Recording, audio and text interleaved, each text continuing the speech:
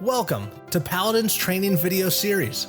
In this training, you will learn how to process cash transactions.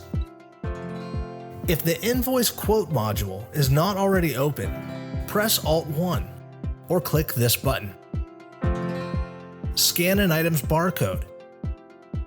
Scan the barcode on every item being purchased. If several of the same item are purchased, quantities will combine on one line, regardless of the order the items were scanned. Advance to the checkout screen by pressing the F8 key. Press the F1 key for cash.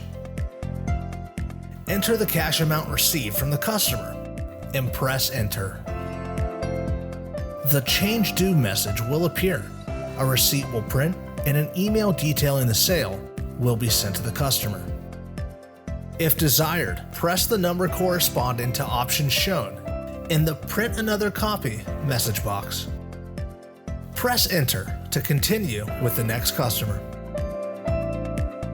To learn more, visit the Paladin Knowledge Base Library at portal.paladinpos.com.